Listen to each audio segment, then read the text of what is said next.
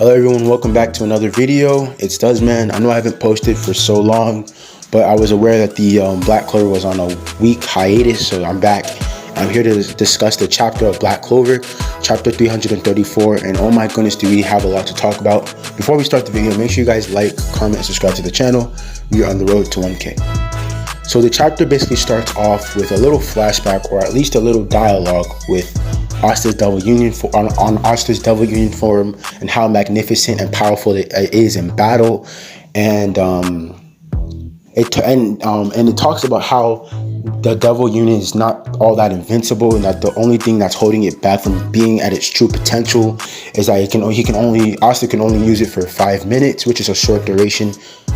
So in order to combat that, Asta was able to partially use his Demon Union form by basically limiting the extent of the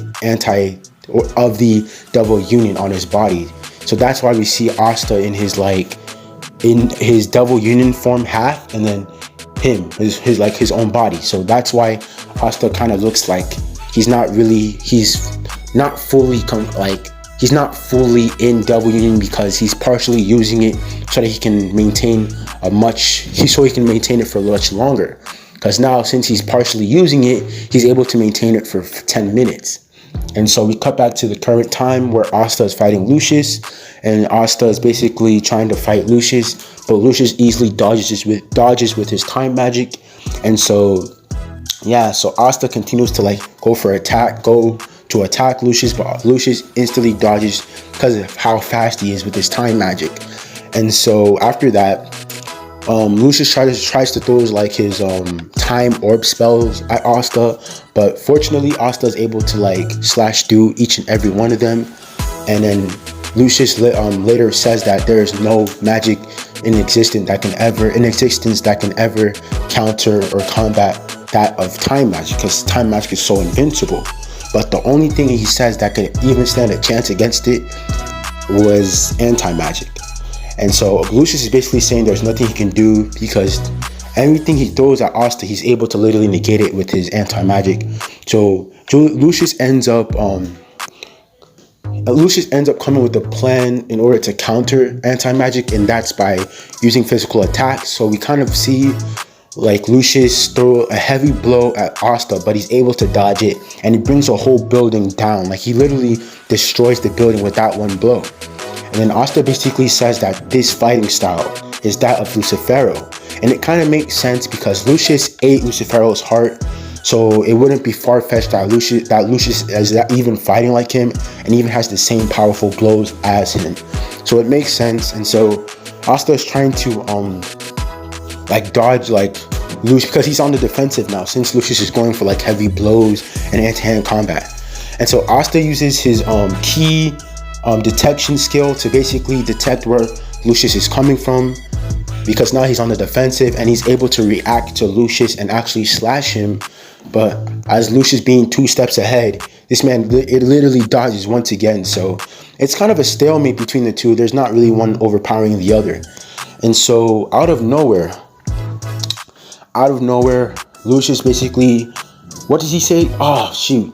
Okay, yeah, out of nowhere, Lucius basically says that he was born into a devil host family, and by him purifying the devil power, he's able to use something that is sacred onto man.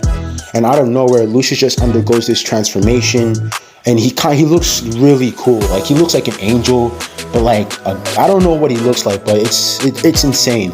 And so and so he goes into this transformation, and then Asta later recalls that he lost track of his teleportation, and out of nowhere he's holding Sister Lily hostage, because recall, she was literally right near Asta. So Lucius has Lily hanging, and he has his finger to her head, and he's about to shoot her or something like that. And so before I even get to that, I forgot to say the only way Lucius was able to use this new ability of his is soul magic. He has soul magic, and he can basically change the shape, or he can basically change the soul of the person he touches. And so that's how he's able to use his otherworldly like transformation or magic that he's using right now. And so he uses his time magic to teleport and get Lily, and he's literally holding Lily by hostage. He's literally holding her hostage, and then he kind of shoots her. I don't know what he does to her, but Lily kind of like is damaged and stuff like that. And out of nowhere, Lily just becomes this other being. Like, she just becomes like an angel-like figure. She looks really dope. And out of nowhere, she says, "For the sake of the world, Asta, please die." And you just see this big slash that just renders on Asta's whole chest. And and Lucius says that the way you are now, you can never defeat me. And that's how the chapter ends. So this chapter was absolutely incredible. The action, the choreography, the dialogue, the explanation was there. I loved it.